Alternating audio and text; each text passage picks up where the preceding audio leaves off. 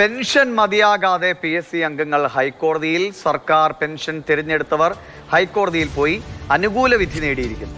സർവീസിനൊപ്പം PSC കാലയളവും പെൻഷനായി പരിഗണിക്കാനാണ് സർക്കാർ ഉത്തരവ് വന്നിട്ടുള്ളത്. വിവരങ്ങളുമായിട്ട് പ്രശാന്ത് ചേരുന്നുണ്ട്. പ്രശാന്ത് കൃഷ്ണ, സാധാരണഗതിയിൽ ഏതെങ്കിലും ഒരു പെൻഷനിലേക്ക് എത്താം. ഇതിപ്പോൾ സർവീസ് കഴിഞ്ഞതിന് ശേഷം PSC മെമ്പറാവുന്നു. അതിനുശേഷമുള്ള ആ കാലയളവ് കൂടി പരിഗണിച്ചുള്ള പെൻഷൻ വേണമെന്ന് ആവശ്യപ്പെട്ട് ഹൈക്കോടതി പോകുന്നു. ഹൈക്കോടതി അനുമതി കൊടുക്കുന്നു. അങ്ങനെ സർക്കാർ അപ്പോൾ തന്നെ ഇതെല്ലാം കൊടുക്കുകയും ചെയ്യുന്നു. ഇത്രയും പെൻഷൻ കൊണ്ട് മാത്രമേ കാര്യങ്ങൾ മുന്നോട്ട് പോകൂ എന്നുള്ളതാണോ അവരുടെ ഒരു വാദം? ഇതിൽ മാർഷൽ 2025 ജനുവരി മാസം 6-ാം തീയതിയാണ് ഇത് സംബന്ധിച്ച് അനുകൂലമായ ഹൈക്കോടതി വിധി അവർക്ക് ലഭിച്ചത്. ഇതിന്റെ അടിസ്ഥാനത്തിൽ സംസ്ഥാന സർക്കാരാണ് ഇപ്പോൾ 9-ാം തീയതി മെയ് 9-ന് ഈ ഉത്തരവ് നടപ്പാക്കിക്കൊണ്ടുള്ള പൊതുഭരണ വകുപ്പിന്റെ ഉത്തരവ് പുറത്തിറക്കിയിരിക്കുന്നത്. അതുപ്രകാരം നേരത്തെ ഈ സർക്കാർ സർവീസിലുണ്ടായിരുന്നവർ പിന്നീട് വിരമിച്ച ശേഷം PSC അംഗങ്ങളോ ചെയർമാനോ ആയാൽ അവർക്ക് ഓപ്റ്റ് ചെയ്യണം ഏത് പെൻഷനാണ് അവർ സ്വീകരിക്കാൻ പോകുന്നത്. സർവീസ് കാലയളവിലെ പെൻഷനാണോ അതോ PSCയിലെ പെൻഷനാണോ എന്നത്. അങ്ങനെ വരുമ്പോൾ ഈ PSC അംഗങ്ങൾ, ഈ സർക്കാർ സർവീസിലുണ്ടായിരുന്നവർക്ക്, ഉയർന്ന തസ്തികയിലെല്ലാം വിരമിച്ചവർക്ക് പിന്നീട് PSCയിലെ പെൻഷനേക്കാളും ഉയർന്ന പെൻഷൻ കിട്ടേണ്ടതായിരുന്നു. പക്ഷേ അവർ പലരും PSC പെൻഷൻ മതിയെന്ന് ഓപ്റ്റ് ചെയ്തിരുന്നു. അതുകൊണ്ടാണ് ഇങ്ങനെ 3 പേർ ഹൈക്കോടതിയെ സമീപിച്ചു. ആ 3 പേർ ഹൈക്കോടതിയെ സമീപിച്ചവർ ശ്രീമതി P.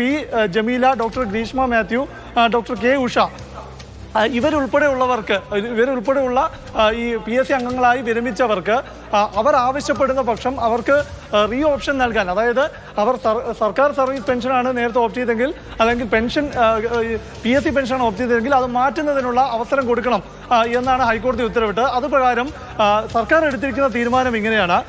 അതായത് ഇങ്ങനെ ഇവരുൾപ്പെടെയുള്ളവർ വിരമിച്ചവർ വിരമിച്ച മുഴുവൻ അംഗങ്ങൾക്കും അവർ ആവശ്യപ്പെടുന്ന പക്ഷം സർക്കാർ സർവീസിലെ സേവന കാലയളവിനൊപ്പം PSC സർവീസിലെ കാലയളവ് കൂടി പരിഗണിച്ചുകൊണ്ട് ഒരു പെൻഷൻ ആനുകൂല്യം പുനർനിശ്ചയിക്കണം.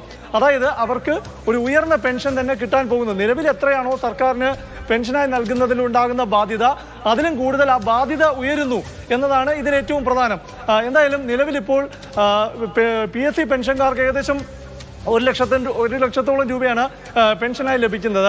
ഒരുപക്ഷെ അവർക്ക് സർക്കാർ സർവീസിലാണെങ്കിൽ ഉയർന്ന തസ്തികയിലൊക്കെ വിരമിക്കുമ്പോൾ 1 ലക്ഷത്തിന് മുകളിൽ പെൻഷൻ ലഭിക്കും. അപ്പോൾ അവർക്ക് എന്തായാലും അവർക്ക് റീ ഓപ്ഷൻ നൽകുമ്പോൾ സർക്കാർ പെൻഷൻ നൽകേണ്ടി വരും. അപ്പോൾ സർക്കാർ ഇപ്പോൾ എടുത്തിരുന്ന തീരുമാനം സർക്കാർ പെൻഷനൊന്നും ഓപ്റ്റ് ചെയ്യുക എന്നത് മാത്രമല്ല, ഈ 2 സർവീസിലെയും, അതായത് വിരമിച്ച ശേഷം 60-ാം വിരമിച്ചു കഴിഞ്ഞാൽ പിന്നീടുള്ള 6 വർഷം ഒരുപക്ഷെ ഒരാൾ PSC അംഗമായോ ചെയർമാനായോ ജോലി പ്രവർത്തിച്ചിട്ടുണ്ടാവും. അപ്പോൾ അത് രണ്ടും കൂടി പരിഗണിച്ചുകൊണ്ടുള്ള ഒരു പെൻഷൻ പരിഷ്കരിക്കണം എന്ന ഒരു തീരുമാനത്തിലേക്ക് എത്തിയിരിക്കുന്നു. ഏതായാലും നമ്മുടെ PSCയുടെ ഘടന എടുത്താൽ 50% അംഗങ്ങളിൽ 50% സർക്കാർ സർവീസിൽ നിന്ന് വിരമിച്ചവരായിരിക്കണം എന്നതാണ് നിലവിലെ ഞാൻ മനസ്സിലാക്കുന്നത്. നിലവിലെ PSCയിൽ 50%-ലധികം സർക്കാർ സർവീസിൽ നിന്ന് വിരമിച്ചവർ, അത് ഈ ഗസറ്റഡ് ഉദ്യോഗസ്ഥർ, അത് കോളേജ് അധ്യാപകരടക്കമുള്ളവരുണ്ട്. അപ്പോൾ അങ്ങനെ അവർക്ക് അപ്പോൾ ഈ നിലവിൽ സർക്കാരിന് എന്താണോ ഒരു പെൻഷൻ ബാധ്യതയായി വരുന്നത്, PSC അംഗങ്ങൾക്കുള്ള പെൻഷൻ ബാധ്യതയായി വരുന്നത്, ആ തുക കൂടുന്നു, ആ ചെലവ് കൂടുന്നു എന്നത് തന്നെയാണ് ഇത് ഏറ്റവും പ്രധാനമായി എടുത്തു പറയേണ്ടത്. തീർച്ചയായിട്ടും പ്രശാന്ത്, സ്വാഭാവികമാണ്. കാരണം